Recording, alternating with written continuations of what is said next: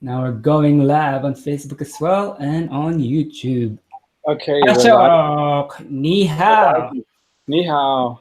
Haha. How are you, man? I'm very good today, yes. I've been Awesome. babysitting a kitten, actually. It's getting Oh, picked up tonight. Yeah, my wow. wife is outside. I'm in the bedroom. She's out there. Someone's going to come and pick it up. Yeah. Cool. How was it babysitting a kitten? Oh, it's all right. We have these foreigner friends in Shanghai that just keep continually rescuing kittens from the street. And this one friend, she has too many cats in her apartment already. She's got like, I don't know, 3 or 4 or something. And when she rescued this particular kitten, it was just too many. Like all the other cats didn't want it around. She said, "Can you take it for one night, and then my friend will come and pick it up to have this kitten?" So we said, oh, "Okay, we'll look after it for one night." That's cool. That's a lesson in ecological populations. Well, actually, our opinion would be like, actually, the cat was just fine on the street. It wasn't, a lot of the cats around live around apartment buildings, and they don't belong to anyone, but they have a pretty good life. All the aunties come out of the building and feed them, and they just sort of, hang out. So it was just one of those. But some people have this mission, like they want to rescue everything. So True. it's not like Yeah. They that. they probably know better than us how to survive in the wild. Actually, like I'll bet my chances if civilization falls that the cat will have a better chance of Oh yeah, surviving than us. Yeah. absolutely. We'll be learning from the cats how to catch our next meal. Cool. So since last time we spoke, there's been a few threads going. Maybe you could start kick us off.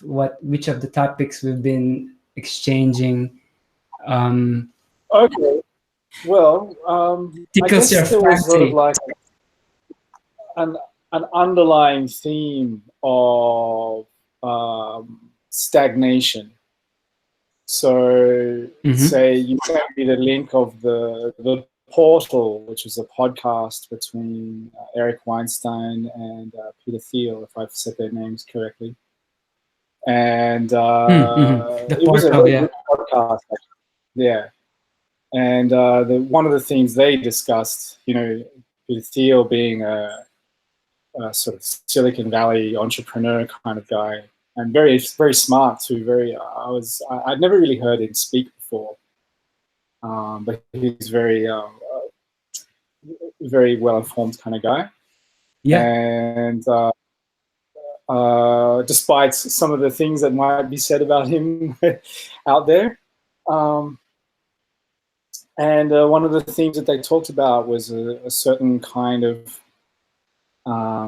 stagnation, just in terms of like technological progress, and also in the physical sciences in general. There's a sense that things are not moving forward.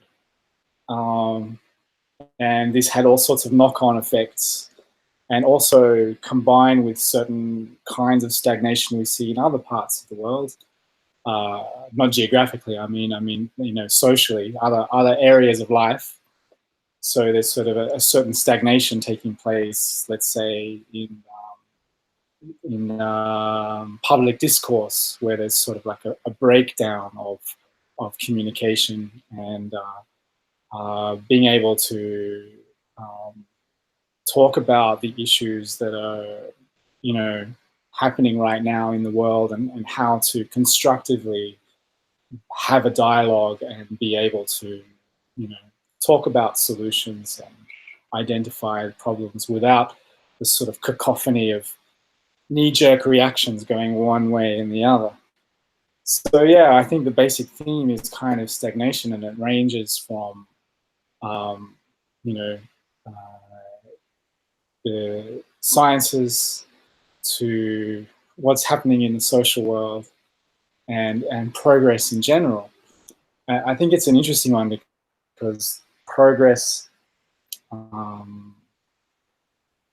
progress is like this thing that we take for granted. You know, it's sort of like a implicit narrative that the world runs on. You know, progress, okay, but progress to what?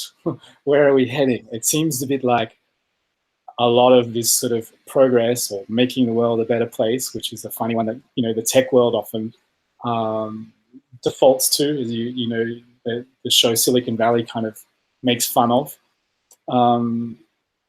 It's sort of like it's bandied around like a platitude, but there isn't that much reflection on what progress actually means and where does it mean, you know, where is it taking us, you know, the meaning of that.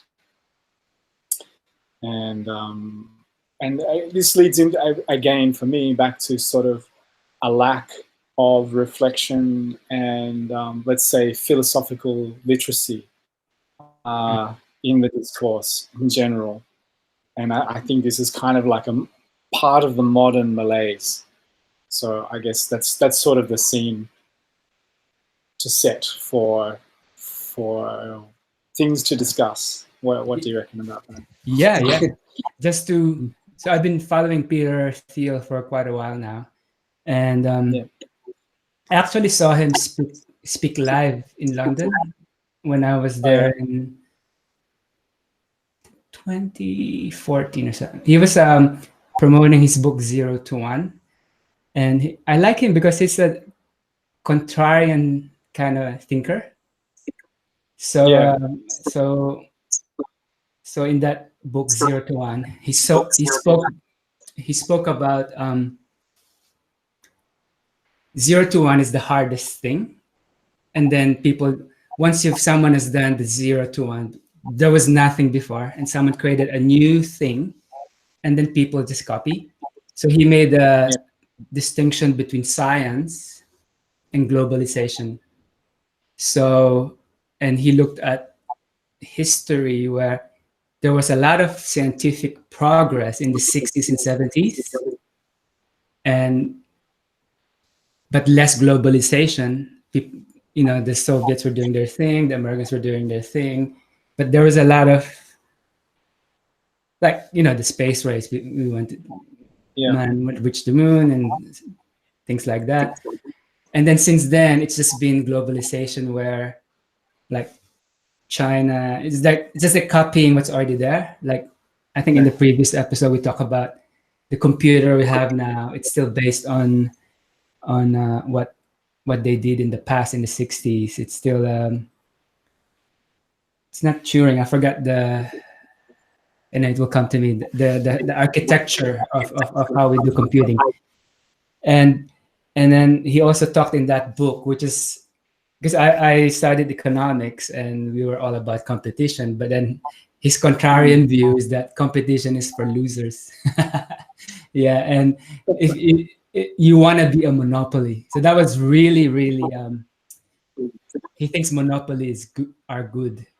You know, not the kind of monopoly that you get from rent seeking. You know, when you're just getting favors from government, but monopoly because you actually made something that can be copied. Right, like a crony capitalism. Yeah, not that. This is more like the monopoly Google has because it created a really good search engine, or the monopoly of Tesla in that category. And the contrarian view is it made me think, because he said, if you're in a cutthroat competition, you can't actually treat your employees well because you're struggling to survive. So it doesn't really benefit everyone if it's cutthroat competition, because you just keep cutting costs. Whereas if you're in a bit of a monopoly, you can afford to pay your employees well, like what the tech companies are doing now. They give them big salaries, and because they have the fat, and they also have the extra fat to do research. Whereas if you're just competing to survive all the time, there's no point, you know. So there's a lot of scope to turn very pernicious and toxic in that kind of, in all sorts of ways, in that kind of scenario. yeah, it's like a race to the bottom kind of thing. So Yeah. and interesting thing is they started PayPal, and then there's this PayPal, they call the PayPal mafia. So that's Peter Thiel, Elon Musk, Reid Hoffman. So that group of people, like, so they started PayPal and they sold it to eBay, and all of them started new companies. Like Elon has two, then Reid Hoffman started LinkedIn, and one of their partners started YouTube. So it's like a, you know what I mean? It's like they're interesting people, and Yeah. yeah, there's a lot of YouTube videos where they talk about that, like when they were just very idealistic. They all read science fiction, so they're yeah. Peter Thiel is talking about we seem to we have become anti-science for some reason. You know, if you look at all the movies, it's all dystopias. So it's another part of the Yes. stagnation. Yes. This is also, you know, in a funny kind of way, part of that the ways that progress narrative plays out. You know, there's this sort of one thread is this let's say, like, it's a very, you know, if you look at things like in terms of aesthetics, the aesthetic is like this we are dwarfed by the machines kind of future, where you know, we're surrounded by massive tech, and we're almost in the service to, you know, we're in servitude to big tech, you know, massive machines that, you know, and then there are the plucky little humans who you know, sort of honorably band together to overcome it somehow. So there's sort of this sort of you know, this vision, and yeah, there's something to that. It's like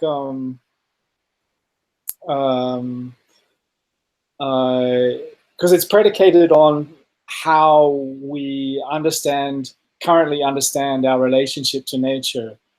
You know, it's sort of like we're talking like deeply ingrained in a cultural world view or world picture. Even it's perceptual, it's conceptual and perceptual, and it underlies our beliefs. It's not something that we are always consciously reflecting on, but it produces this kind of aesthetic where we have this sort of massive dehumanized, machinic, you know, technological digital future, and we're kind of dwarfed into insignificance in the face of it. And it, in some ways, like, you know, in sort of another aspect of this, we pursue this kind of future vigorously, you know, with like all the research that's going into AI, all the research that's going into robotics and things like this, and how we're already sort of saying that, you know, the future will be shaped by, you know, these sorts of things that we're developing, the Internet of Things, where suddenly it's not just, you know, smartphones that are our 24/7 devices connected to this sort of global instantaneous electronic network. It's a whole lived environment, you know, everything that we live in the tech, you know, more and more. So it's like we're creating this ecological niche that is entirely constructed from this sort of, you know, our technology, and it kind of reflects a certain disconnect between us and our, let's say, our more, to put it in, I guess, sort of scientific terms, our biological nature, if that makes sense. Yeah, but as discussed in that episode in the portal, but a lot of it is really a bit of hype, really, because AI has gone through these cycles. Because like they made a lot of progress in the 60s with when they invented Lisp with McCarthy, and and then there was an AI winter. It disappeared for a while, and then nothing was happening. And then some Canadians persisted on looking at back propagation in neural networks. And then all these new things happening now with machine learning is actually riding off the back of that, you know? So, yeah, and then this is like another philosophical question. It's the eternal question is this time different? You know, every epoch seems to think that our time is different. yeah, But when we look at, like one of the jokes that Peter Thiel put on their in their venture capital website is, we've been promised flying cars and all we get is 140 characters. So it's like a jab at Twitter. Like in the past, like right. when you watch Jetsons, you know, it's like a future where flying cars. Exactly. I was going to say that. It was exactly what I was going to say. It's the Jetsons' vision of the future, right? Yeah, and This, there's nothing like that anymore. Everything that I watch now, it's all bad. It's like we've lost imagination of what a bright, an amazing future can be with technology. That technology is not an enemy, you know. Yeah, well, back then, there was this sort of like this, when the Jetsons' vision of the future is very, very sort of influenced by the 50s, the time where technology exploded into the consumer world as the answer for convenience, now you can do it at home. Now you have the oven. Now you have all the cleaning products. Now finally, it's a way to sort of, create this lovely domestic space for women to be trapped in. But but anyway, a lot of it was oriented towards convenience and that, this would be the future. So yeah, there's this very Jetsons vision of like that science had this sort of overarching control or ability to harness nature for our personal ends, and that is sort of the way it's been pursued for a very, very long time. Say particularly from the Industrial Revolution onwards, and then as time goes on, that Jetsons image becomes more and more sort of, I don't know what's the word, more, it fades away more and more, and then these more sort of dystopic kind of things come out because there's a certain stagnation, right? It's for instance, we can go back to the physical sciences.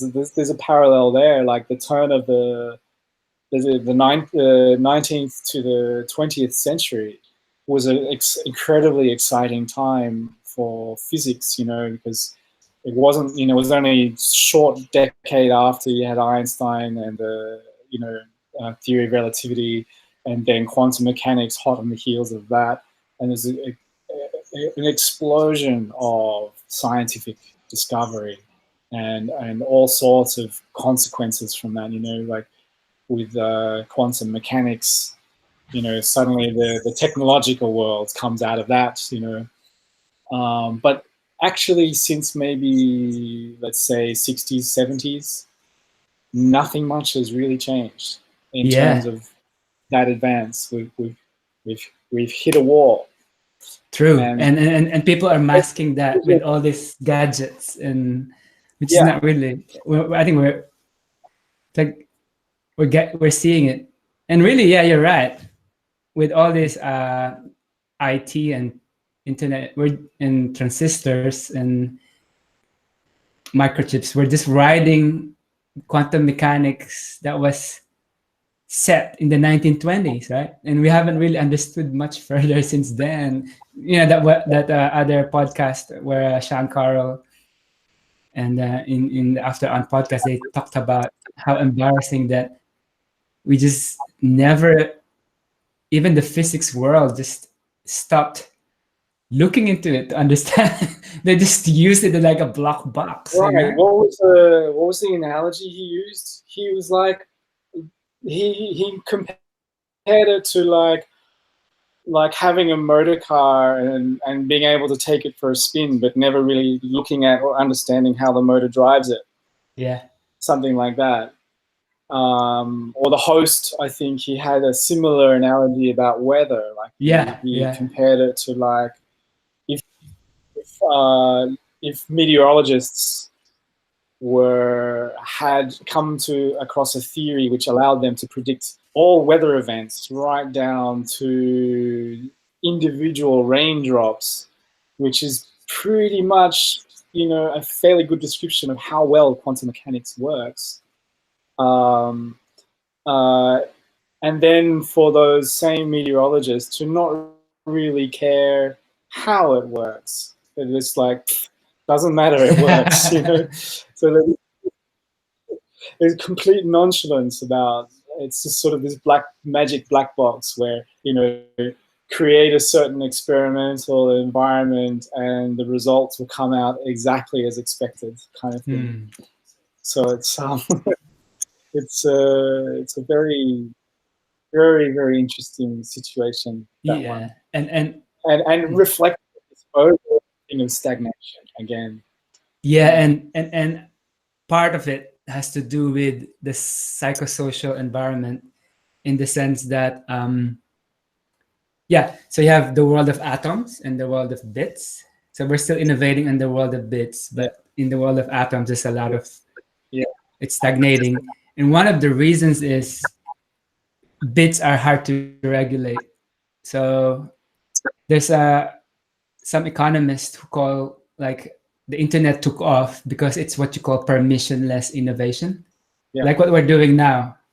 We just do this. We didn't ask permission from anyone to do yeah. this live You didn't stream. need a broadcaster or anything like that. Yeah, Didn't need. we just do it. Whereas let's say I want to discover a cure for cancer. How many permits do you have to get? Do you know what I mean? There's a lot of I think if Right. of we're I used to be a lawyer, and the reason I also get out of it, I think we've overregulated the world. It's just even to start a business now, it can be like a nightmare. You know, That's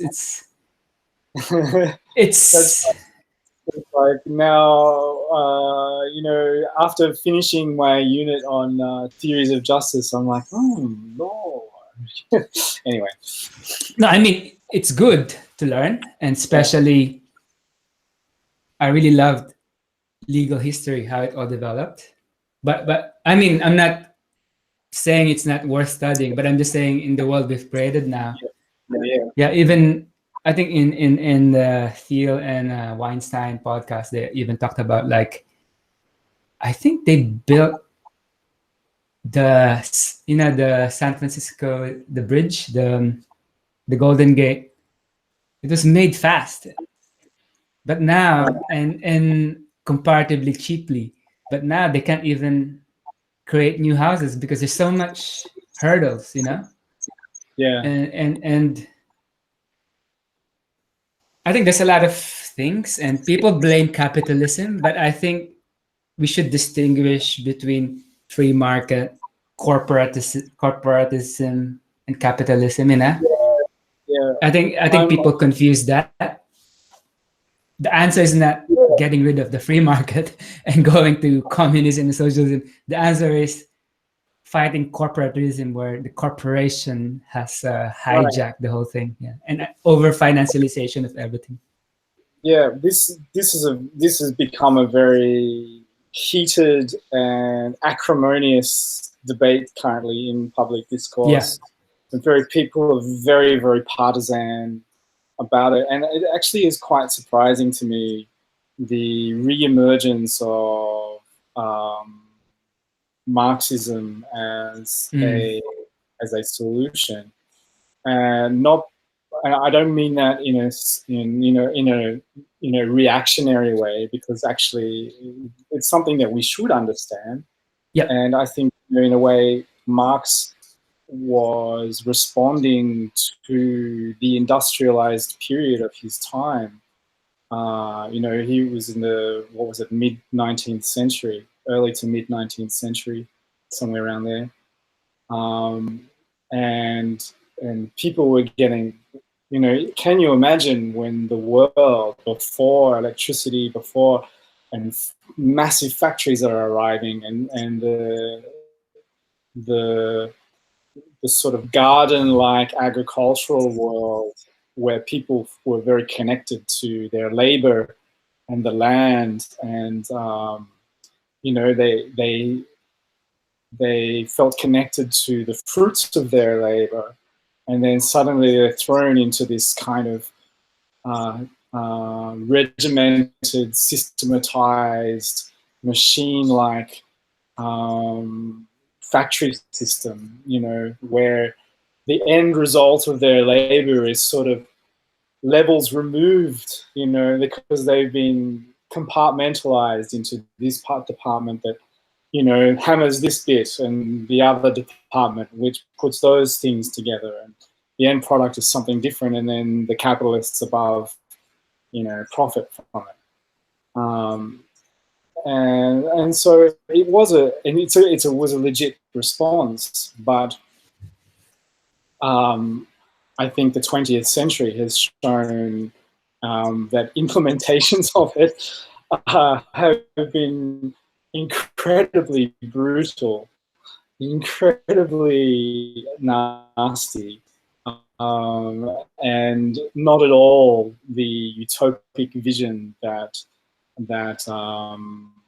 was sort of inherent in the original idea. And we could go into all the details as to why. That would be a whole topic in itself, and I would have to reread all that stuff on Marx again, because I've kind of left that behind. But even as I was reading it, I couldn't help but feel that there was something about it that was like, to just blame it on, like, it's all the capitalists' fault, was sort of ignoring how a lot of the discord that we have in society and economics is part of the human condition. You get rid of capitalism, that's not going to disappear. And in fact, even from an anthropological perspective, the impulse to trade, to give and receive, but also to, I give you this and you give me that in return, is deeply, deeply, deeply, deeply ancestral. It's in our behavior, and in fact, it was often used as a peacemaking activity between groups. So no matter what, some kind of market is going to, you can't suppress it, basically. So it's sort of like, it's something we need to be able to work with, not against. That's sort of like the overview from my perspective. Yeah. So I get it where some people, the Marxists might be coming from, but at the same time, I think we need to be not trying to swing the pendulum again back into this binary option between, it's either this or it has to be that, but that we can sort of include everything, all the good things from all that stuff that we've been through already through the 19th and 20th centuries, and then transcend it into something completely new. And I think this sort of movement towards decentralization, especially with blockchain and its role in sort of the way it combines tech and finance, is part of that. Yeah, and I think, as Hayek would say, or the fatal conceit of the collectivist is that you can know things, that a committee or a leader or the Politburo or the Economic Commission can plan the economy, because that is the main thing of collectivism, like, to each according to his wants, needs, and then according to its, what I mean. It seems to know that there is a known way to allocate resources, but there isn't. And I think that's a genius of the market, because the market lets individuals work it out. Like, it's not like a planner saying. That's why most of the centralized economies failed because no one, not even the best computer, can know how many. Have you seen that video iPencil? Video, sorry, which one? I don't know. It's called iPencil. No, I haven't seen it. It's a good video. It talks about how to make a pencil. You need the wood, you need the graphite, you need the rubber, and you need the metal. How do you know how much of this to produce? Do you know what I mean? Yeah. Like, but it gets done. Yeah. And it's through the price mechanism. Like no one says we have to make X number. We have to use the trees or the lumber to, because there's competing demands. Do you use that first? Do you keep the trees or do you cut it down? And then when you cut it down, do you make paper? Do you make lumber? Or do you make the thing for the pencil? If you're the one, if you're a controlled economy, you have to know that, but no one can know that. So I think the thing with the free market and capitalism is it gets distributed, and the way we do it is to the price mechanism. People price things accordingly, and it's dynamic. So in a way, the market is a decentralized way of knowing how to value things. And I think the problem with capitalism is when someone manipulates the price system. For example, in terms of the currency, in there terms are a of lot of problems. yeah. So it's not the system itself, it's flawed. It's when people try to rig, but eventually it will also collapse anyway because no one can really beat the market. And then there's that. But philosophically, I think it's what's happening in our time now is this discussion between equality and freedom. Because arguably you can't have both. Because if you force everyone to be equal, then you have no freedom to be different, to have more. Do you know what I mean? Like, and also equality is a hard thing. Let's just say this. I live in China. Yeah. That's all I need to say. Yeah. And that's all I probably can say without anyone's listening.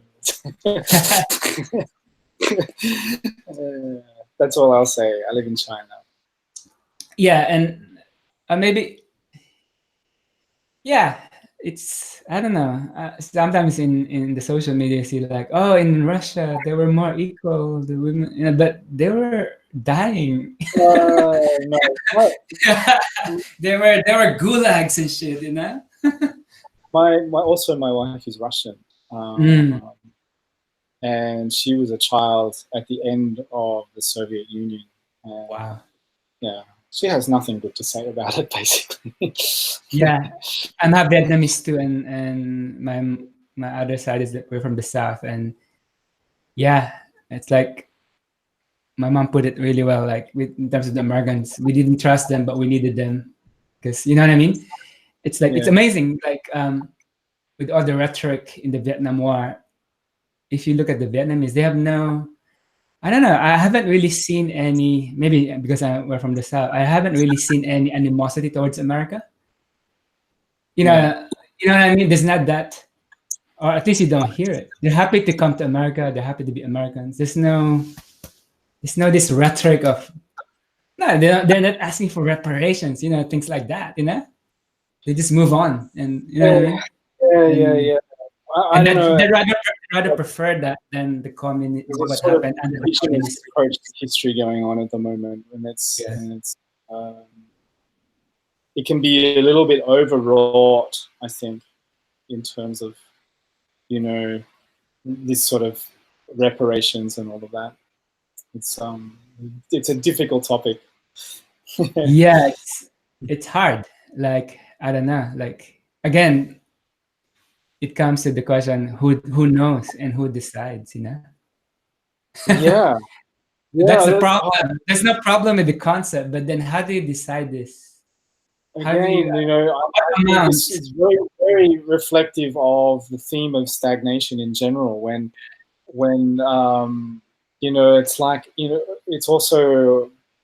I wrote something in 2010, and I'm amazed at like how it anticipated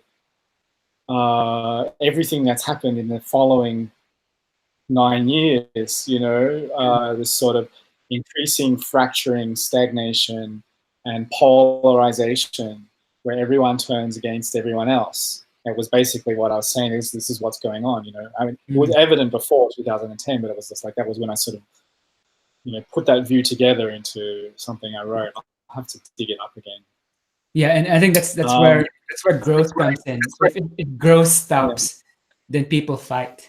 But if everything's growing, everyone's happy, you know, relatively. But once the thing stops, it's gonna be it's like when we talk about the human body, when the whole body is working, it's healthy, it's fine. But when the something gets wrong with the system, the cells will just fight for its own and multiply to keep itself alive, neglecting the whole thing, you know. That's the thing when we hit these roadblocks in stagnation, it can really get ugly with violence and stuff. Yeah, I would even go so far as to call it a spiritual crisis. That's true. Yeah, it's a spiritual crisis. But the problem with using the word spiritual these days is that a lot of people can misunderstand what I mean by spiritual, and it's not an easy thing to explain because, you know, a lot of people will think that I mean, oh, that means, you know, oh, he wants everyone to become a Christian or everyone to be religious or everyone to, but no, it's much more related to acknowledging that there is an experiential depth to our being that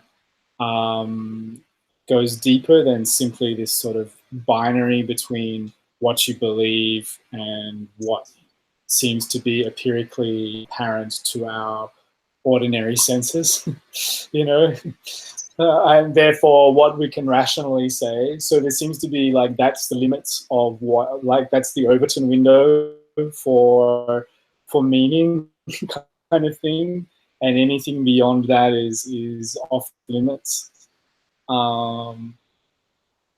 But why, if we are able to acknowledge and experientially get in touch with this more, let's say, numinous level of our being, which is a legit experiential reality. It's something anyone and everyone, if they took the time and learned the techniques, could actually experience. Even just a little bit, a little taste of it would make a huge difference and allow us to broaden the scope and ground the conversation, like the sort of public dialogue, in new ways.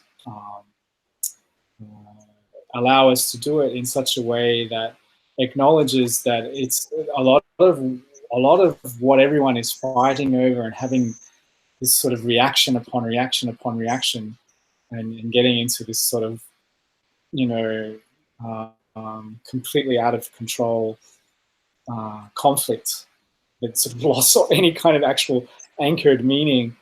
A lot of it is like not recognizing that there's something inherent in the human condition about all of this, and I think, you know, in Buddhism puts it well. It calls it dukkha, unsatisfactoriness, and that in, say, more well, Goethe, you know, Goethe, 19th century inspired Steiner. He put it like this. He put it like that human beings demand more from the world than it gives them of its own accord, and that's our dilemma. And that it reflects on every level of human life, from our seeking of knowledge, even just to seek knowledge in a scientific way, to meeting our basic needs in terms of you know, sustenance, shelter, food, water, and then also our emotional needs in terms of having a connection and meaningful relationships, and you know, having some kind of sense of community or relationship with others. Yeah, so it's on every level. We demand more from the world than it gives us of its own accord. and that's something like it's in our heart. That's the dilemma, and we need to be able to feel that and get in touch with that level in each of us, ourselves individually, and understand other people from that perspective more. Yeah, and yeah, and I think with that, that's a problem. So linking it back to Marxism and atheism, they point out what's wrong with the current system, whether that be in terms of economics or a system of belief culture. Religion is rich. It actually created, even when I was studying law, a lot of the legal concept came from a Judeo-Christian backing, like Yeah, like even yeah. There's a lot of counts, a lot of roles in there too, right? yeah. So and the thing, when it's so easy to, that the cliche that it's easier to destroy than to build, and a lot of people point to the, let's say, the bad things that the churches have done, right? But that's part of, it's a human organization. Yeah. So any human organization would have Yeah. bad parts, and even if you create a rational atheist organization, I'm sure it will also have bad elements in it. And to judge the whole thing by just looking at the bad things without looking at the good things it has brought, I think that's the problem.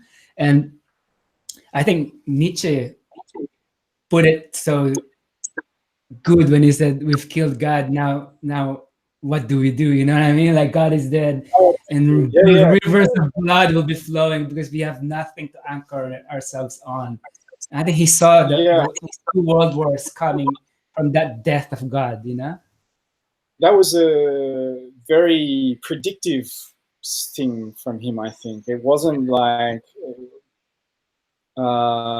he said, like, because he's, when I read it first time, because he said it in a few of his different works, and then when I read it first time was in the Gay Science, and it was in the context of oh, what's his name?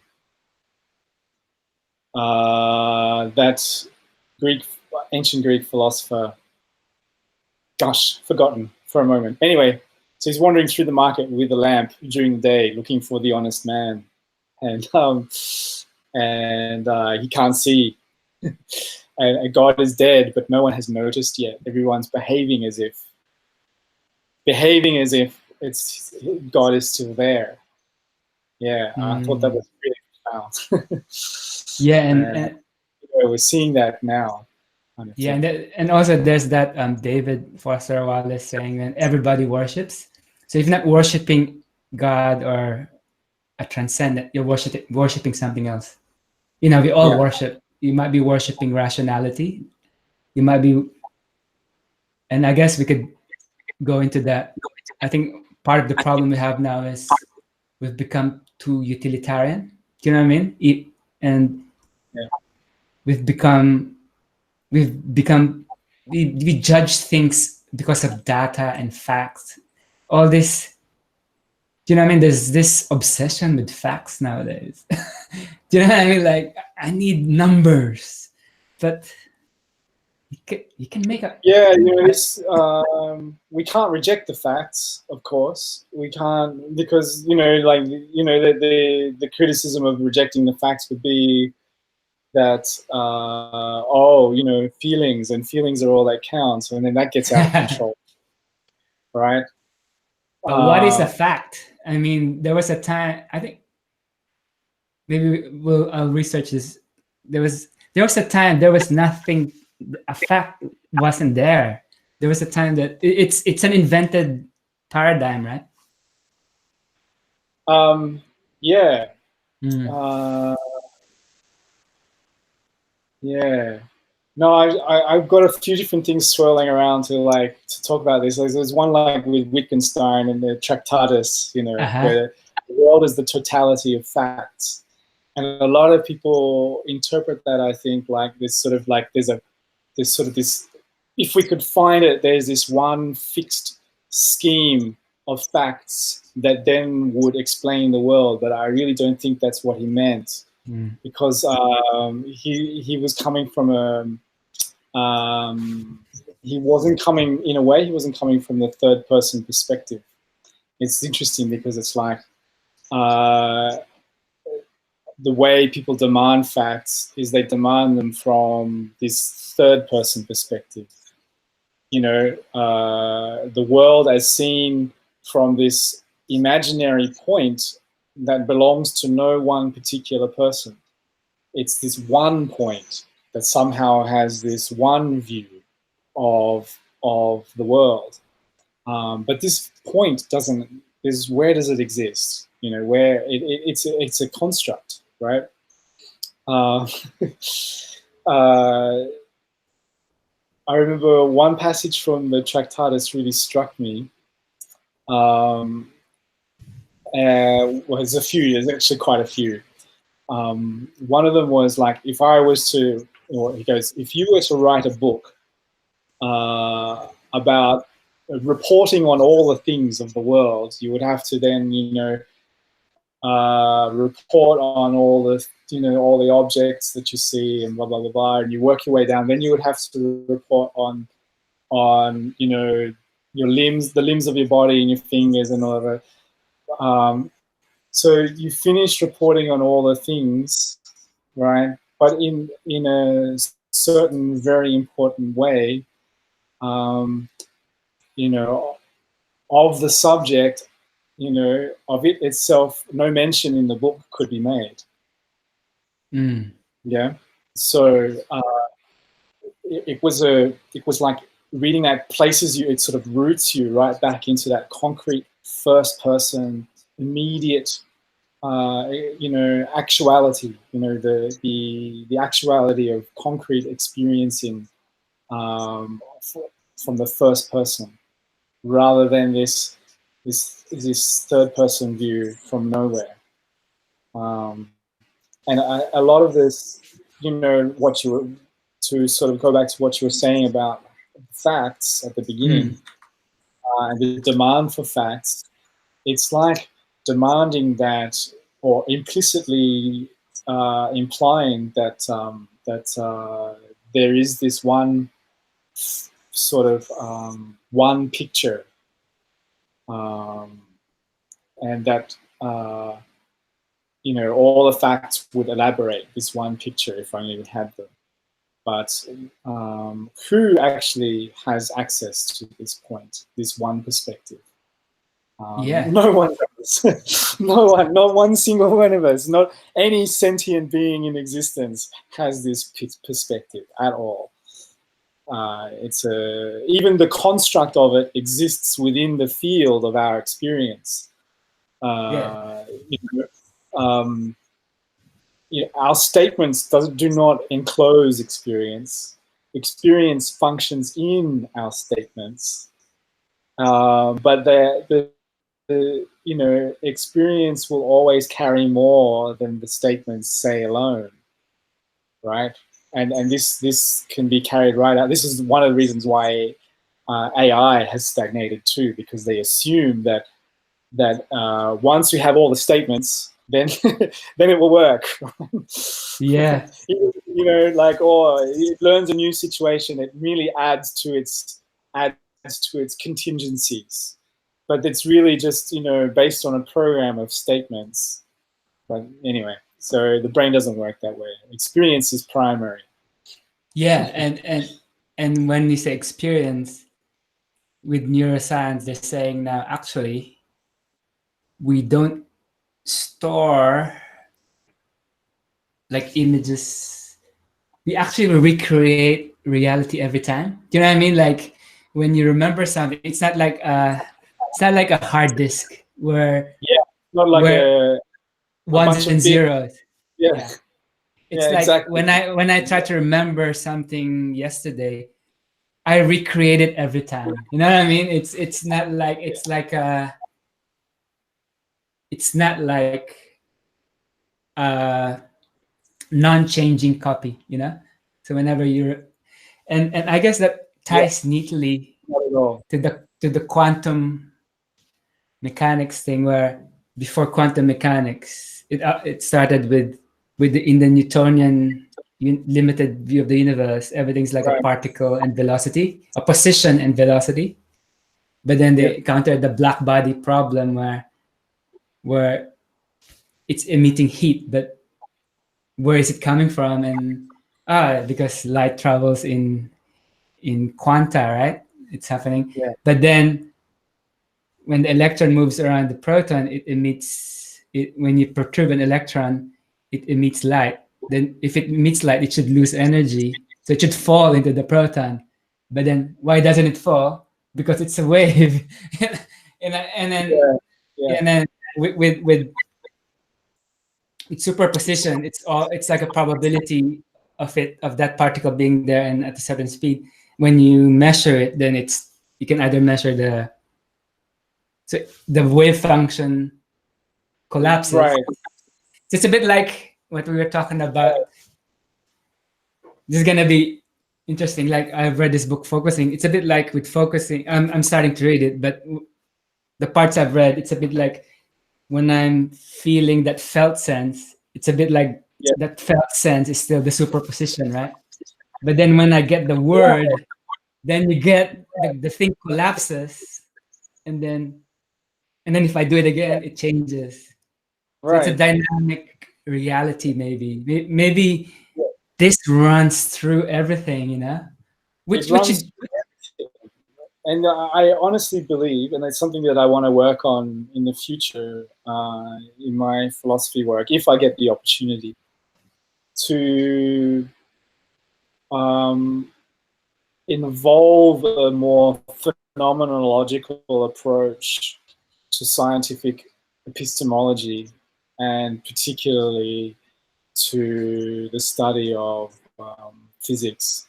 I don't have a physics background. I'm not a scientist. So a lot of the data crunching side of it, the math, I can understand it on a conceptual level, and I can even deconstruct the sort of underlying kind of construct of premises that they build up the picture from.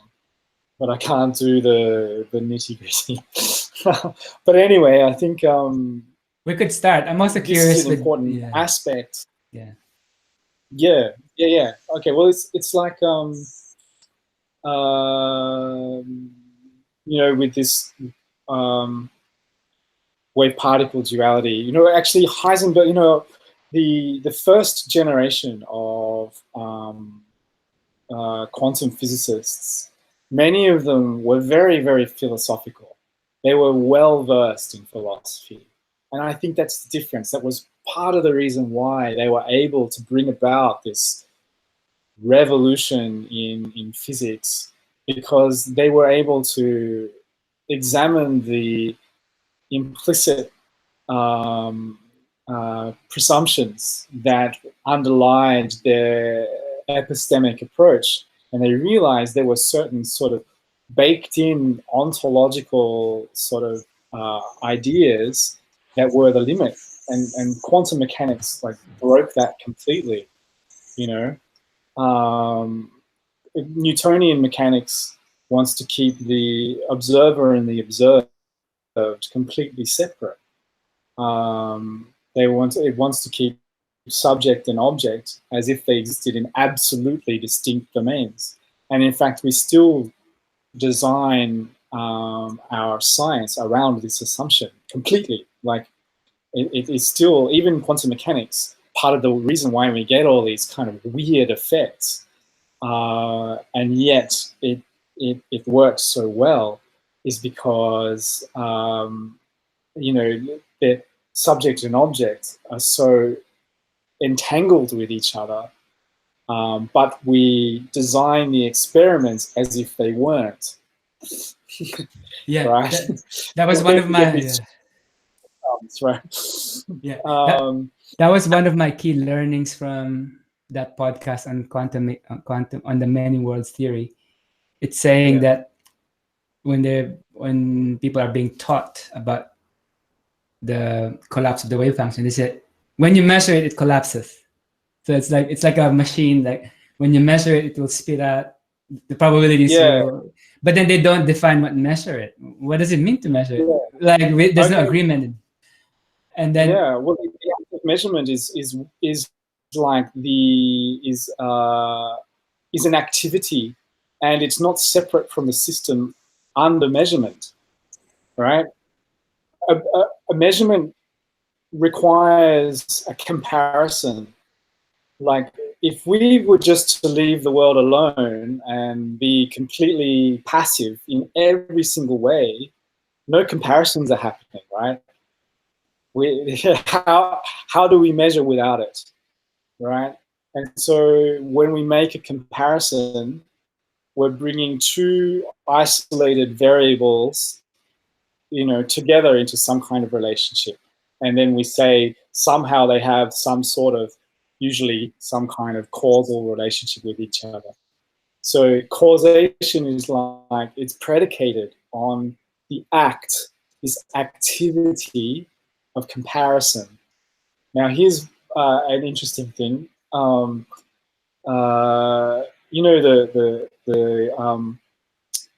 The experiments where they fire individual photons through the slits, thing with the slits, the two slits, and it makes a wave pattern. So or it depends on how you measure it. But it will make a wave pattern on the slit, right? You fire them one at a time. Now, you can actually disrupt this wave pattern by creating another point of observation just behind the slits. So, so if you put, like, say, a camera that records the records the photon just after it leaves the slit, but before it hits the screen, it actually is like a delayed choice observation. Like the photon passes through the slit first, but unlike the first experiment where unobserved on the other side, it would make the wave pattern. Put a camera there on the other side of this slit, and then it doesn't make this wave pattern anymore. So it's like even our there's like devices, which are sort of proxies of the observation, create these observers. Which is really, it sounds crazy, but it's, in a way, it's not so crazy, because because the photon we observed in this way, when we collapse the wave function, observe it like a particle, remember that light is also the means by which we see. It is how we see, right? So what's going on, right? Where does the observer actually exist if the means by which we see is also the object that we are observing?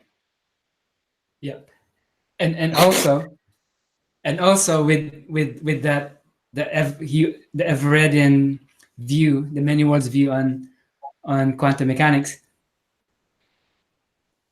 the definition of measuring is when a quantum system gets entangled with a particle in superposition, right? So when you observe the photon or the electron, you are made of the same atoms. So you get entangled with the superposition. That's why it's collapsed. It collapses. And it's the same with the camera, because the camera is also made of atoms. Right. So when it takes a photo of, or when it takes a photo of the particle, it gets entangled and that collapses it. So measuring is whenever a particle that's in superposition gets entangled with the environment, with another system. So in a way, reality happens because of relationships. It's actually beautiful. It's all about connection. Because without connection, there's no reality, right? Right. So a lot it's of all possibilities. It's all probabilities until you could. It's actually nice. It's actually, you could make a love story about, I don't know, like a novel. It's all about I guess that's why when people are isolated, they lose their reality, because reality happens with interaction, really. Yeah, with interaction first. With interaction first. Yeah. So we still assume this sort of the classical space.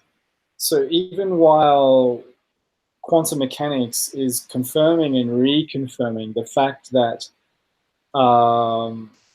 there's an inseparable fusion between the subject and the object, we still assume a classical space. So, and we're still, like, science is really stuck in this. It's like observations take place in this sort of divorced realm, and events take place in a sort of infinitely divisible, featureless container kind of thing. Container space. Quantum mechanics has sort of broken the walls of that container. Heisenberg, at the beginning of all of this, sort of acknowledged that. He wasn't... Uncertainty principle, yeah. Exactly. He wasn't a metaphysical realist. He wasn't... he didn't... He was basically saying, like, the observer has to be considered part of the system under observation. Yeah. And we need to come up with new, more sort of phenomenologically sensitive epistemologies to be able to go beyond the current impasse. But to do that, it means dropping some very, very deeply ingrained and cherished assumptions, particularly around this sense of the world being out there and separate, and the mind being in here and somehow separate too, kind of thing. And there's this absolute division between subject and object. This is sort of something that's very, very difficult to drop for us. I think it's psychologically difficult. Yeah, but yeah, I mean, but we can do it. That's how. Yeah, exactly. That's how science started. Individuals were doing their own personal experiments, and then they form a society. The Royal Society, and they exchange papers, and they exchange findings, and that's how it grew. But now I think it's like a cancer. It becomes metastasized into these big organizations where there's a lot of. So that's what they say. Einstein wouldn't get a paper published now, Like no one would hire him or something. He worked in the patent office. He tutored some kids. That's he couldn't get tenure. Yeah. So maybe that's where it could lie when you're outside the shebang. It's where you could really do good work, because you don't have to play ball with the establishment, so you could create new things. It's a bit like what Bucky Fuller says: when don't try to fight the system, just build a better system. You know what I mean? Don't try to destroy what's there, and try to destroy it. Just create a better one, and people will move to it. It's a bit like Facebook created Facebook, and people from MySpace just went to Facebook. Do you know what I mean? Like, yeah. It's a low analogy, but you know what I mean. I know what you mean. Yeah, say we create this new paradigm of more phenomenological science, or more it also means dropping materialism or physicalism as the default philosophical paradigm. But this is an interesting question. Because, like, people who are very staunchly and dogmatically attached to that idea. In terms of philosophy, would you be a dualist then? I don't know. This is interesting. No. So you're still you're still a monist, but the spiritual is in within the monad, right? So maybe Leibniz, we should go back to Leibniz. I Leibniz, actually, I have a soft spot for Leibniz. I think he's pretty cool. Yeah. I have to restudy again. The windowless monads. I think we should. Yeah. Maybe we could do a Yeah, Leibniz yeah, one after we read. Leibniz's monadology and the most ancient Indian system of Sankhya, because the concept of Purusha in Sankhya, before it became sort of more united with the yoga view, was that the Samkhya was like a monad, like Purusha actually meant, translated into English, it meant more like man, but capital M, and that each individual sentient being, and of course it was all consciousness, had their own individual Purusha. Anyway, so it gets complicated, but yeah, I saw that there were some connections there. But I would see it like, if we were to put like a philosophical name, some kind of metaphysical name to it, it would be some kind of monism. You know, like Advaita Vedanta is a monist system. Steiner came up with his own sort of monist sort of system. Buddhism is a kind of, you know, like if Yogacara is kind of like an idealism, monist idealism, it's all consciousness. And I think this kind of direction is actually much more fruitful than the cul-de-sac that we're in now, where, you know, it's a bit like sort of banging our head against the wall, or, you know, doing the same thing over and over again and expecting different results.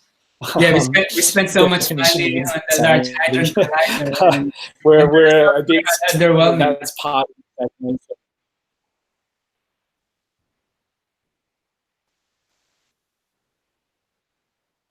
Yeah.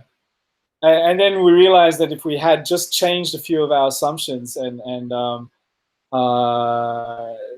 adopt a more sort of phenomenological approach, that actually we didn't need the particle collider in the first place.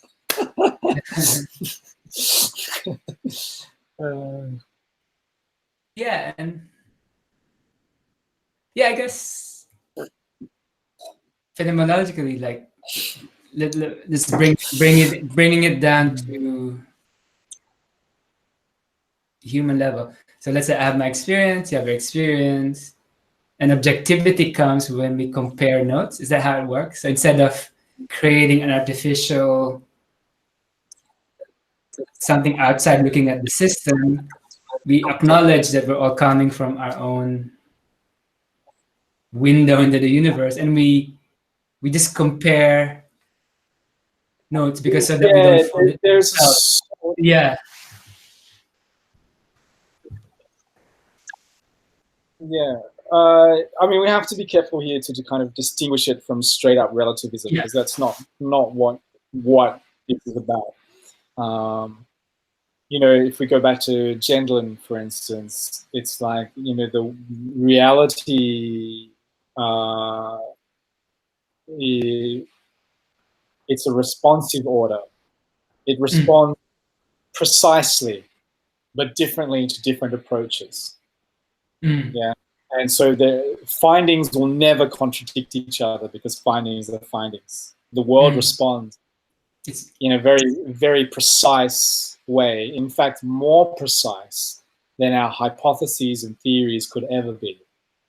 True. And if it didn't, then we could never come up with anything new, because at one point everything would fit inside our statements, right? But that's impossible. And that's how, linking back to quantum mechanics, the findings of quantum mechanics work all the time. Work all flawlessly. The time, But we don't have a theory. But that, you know what I mean? Right. We don't have a good theory yet.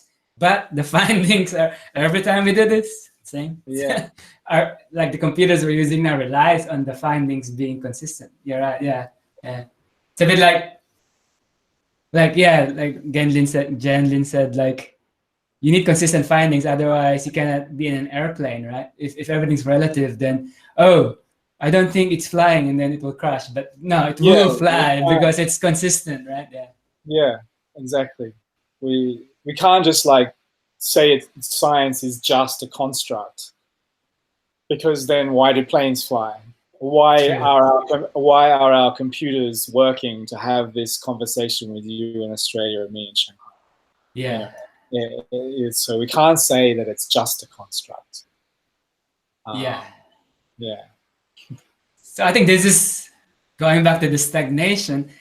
I think this is one of the problems, is that it's hard to get the nuance right. And I think some Yeah. filmmaker says like tyranny is the deliberate removal of nuance. And that's how the tyrants do it. They remove the nuance, so you're forced to Yeah. choose between A or B, and then A and B fight Yeah. together while the tyrant sit back and just enjoy his rulership. You know what I mean? 1984. Yeah. I'm definitely seeing that around me living here more and more. There's one right way to think about social organization in the world, and the limits have been drawn by this one person who's telling everyone what is the best system and how to think, and that he is the only one who is allowed to draw those limits, and everyone should stay within them. And that's how a harmonious society will come about. Of course, with ever-growing multiplicity of surveillance tech to keep an eye on what you're thinking. Yeah, but China has a long history of that with the emperors and the mandarins, because it's really a lot of nations that, like all these conquerors, forced to become one country, right? There's a lot of people, different people. It's a lot of different countries really there, right? And way Well, back, yeah, I mean, when they were unified by the don't let them Hans, Genghis hear Khan, and all you. those people, you know. Right, don't let them hear you say that though, because the catch cry in a way is like blood is thicker than water. That's why Taiwan belongs, and that's why you know.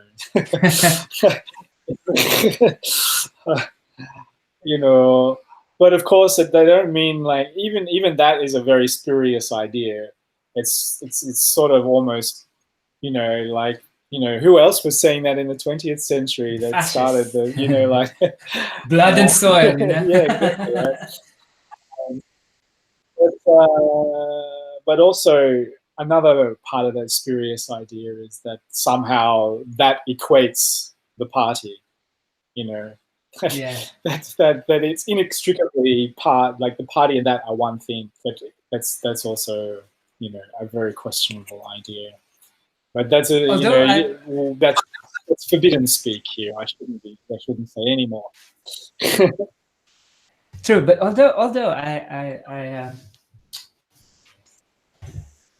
was watching this video on about, I'm blanking out on, anyway. So he's a famous producer, and he works for this nonprofit called Klein Earth. So they're made up of lawyers who sue companies and people to protect the environment, to protect the earth. That's why it's client. Their client is the earth.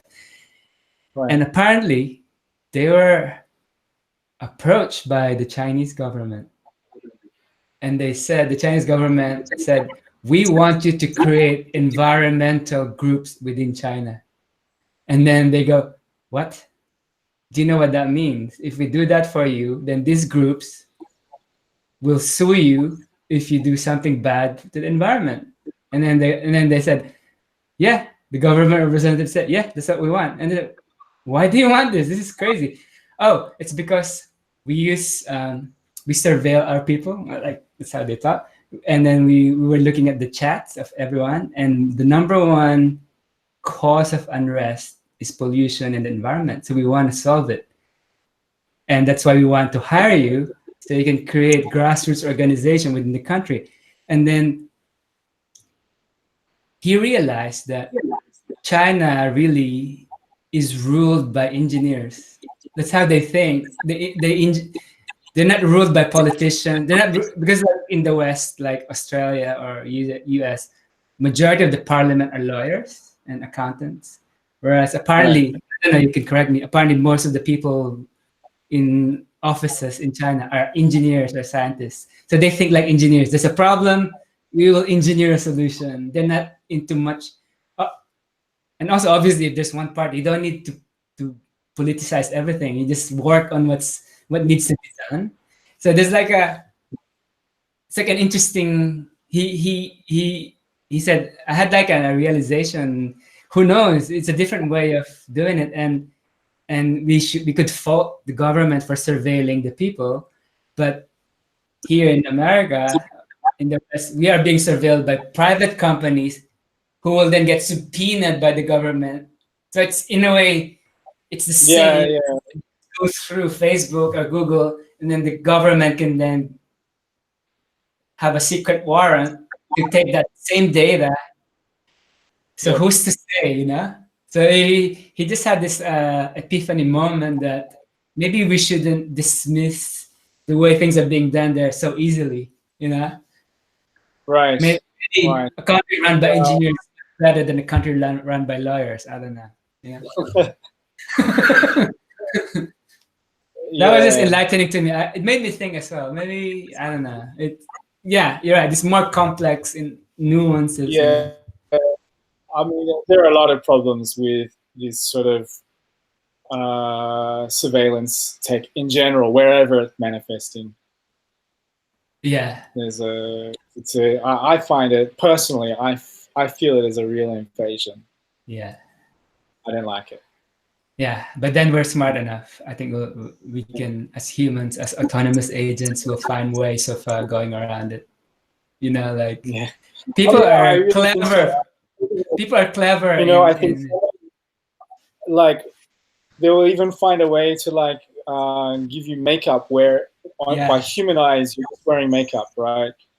And you could even make it like very natural looking makeup. So the kind of makeup that, you know, people would have to look very closely to see that you're actually wearing makeup. But to a camera, it could refract the light in certain kinds of ways that really confuse it. Right? So I can see that kind of thing coming up very soon, you know.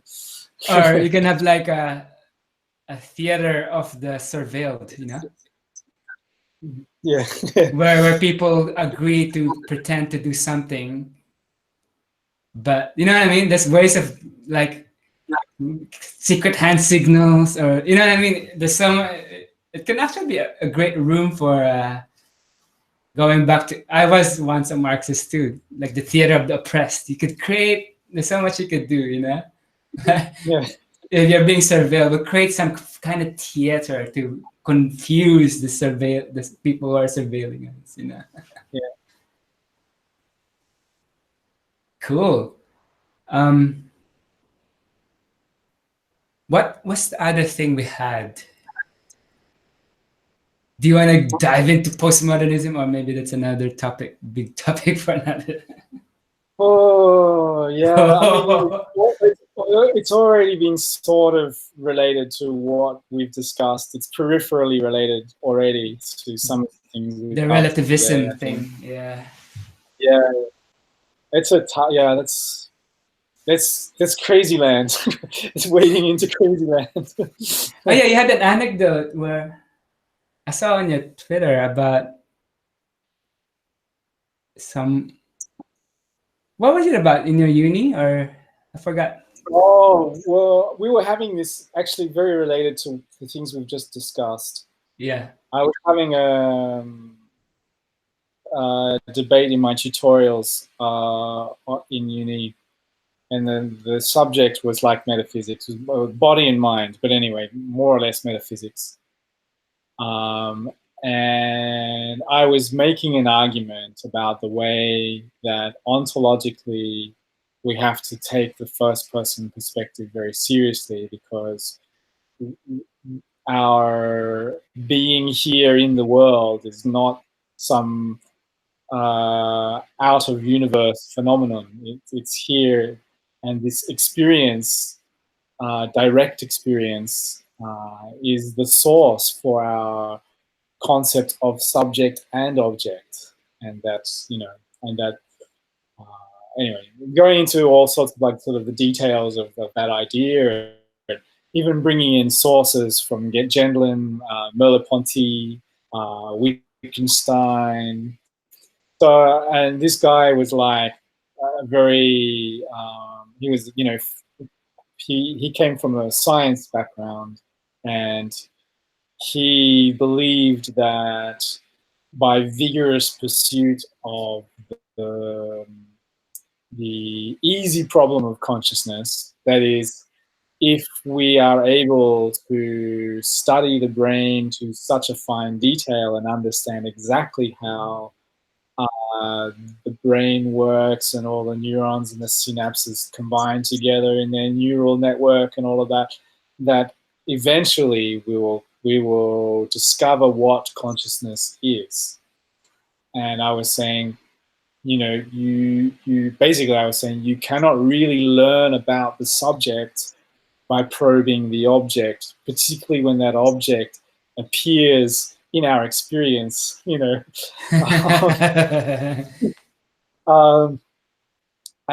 basically he was kind of imputing that I was coming from some woo-woo, spooky, Deepak Chopra-esque thing where just, like, he even posted a cartoon in the forum where and a lot of people have seen it. It's like this scientist standing at a blackboard, and he's got all these equations, and then there's a gap, and in the middle is like this gap, and it says something magic happens, and then there's the result.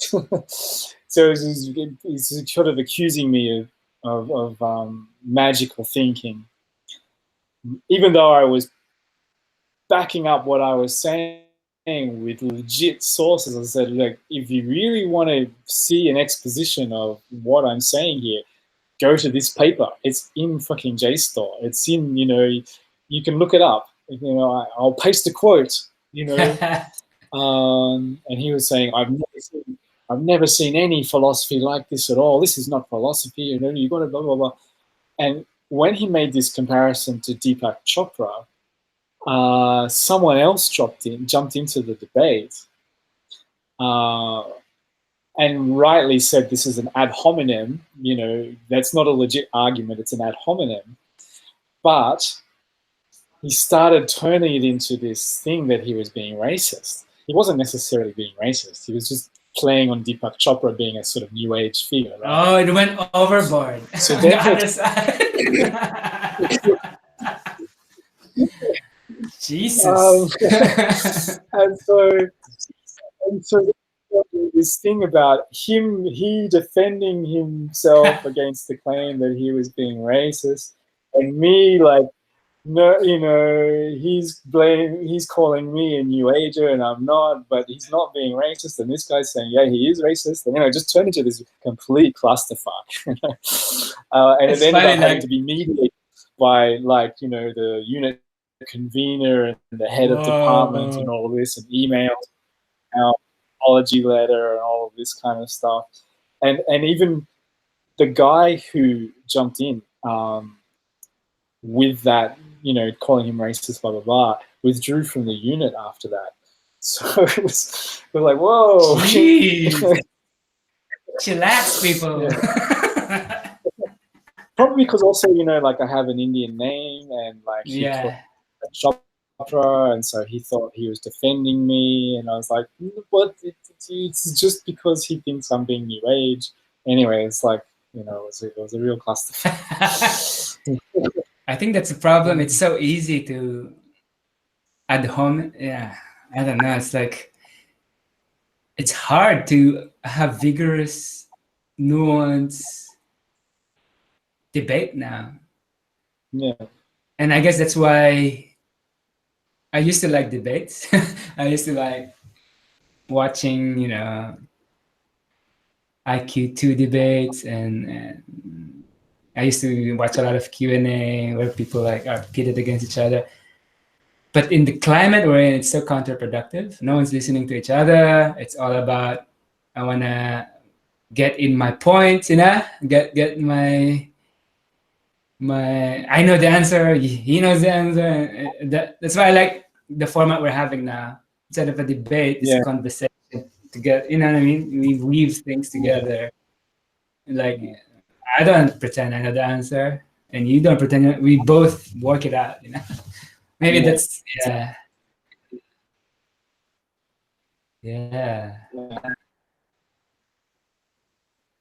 So we're living in an age of stagnation. Sorry, can you say that again? The connection broke. We're living in a period of kind of upheaval and stagnation at the moment. Yeah. Something new has to come out of it for the 21st century. You know. Yeah. In this paper that I was before I started study, and it's sort of part of the thinking I should formally and writing this kind of stuff.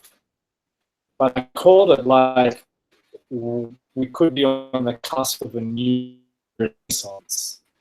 Mm. And in 2010, I was calling it, you know, a new renaissance. Mm. The potential here. You know, just as significant as the last, and perhaps won't recognized as such until some time has passed and we look back. But I feel like that potential for a new renaissance, I'm not saying that that's happening right now, but I think the seeds are there. There's enough sort of discord and stagnation and hitting a wall, and all the old systems and old structures and old forms of institution are not functioning how they should be for us anymore. They're not exactly human flushing in a way that they could be anymore. And it doesn't mean, again, it doesn't mean rejecting everything, like we need another revolution or whatever, like, because that will just be rehashing the past again. It's not like rehashing something we've already tried. It's about sort of bringing together all the achievements and all the learning and all the, it's like an alchemy in a way, bringing together, cooking out everything that became stagnant and producing something new as sort of product from this fusion. And out of it, you see what that could be right now, I don't think. But I think a lot of the ingredients are sort of coming together, and the sort of movement towards decentralization, I think, is one such ingredient.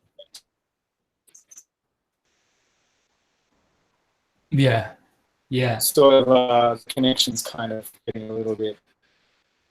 You're frozen on the screen. I don't know if you can still hear me right now. Yeah, I could hear you, but it's breaking up. So I changed Wi-Fi, but we'll see if it becomes better. So yeah, it's an interesting time. Are you still there? Yeah, I'm still here. All right. Are you there? Yeah. Yeah, I could hear you. It's just so delayed. yeah. So yeah. Yeah.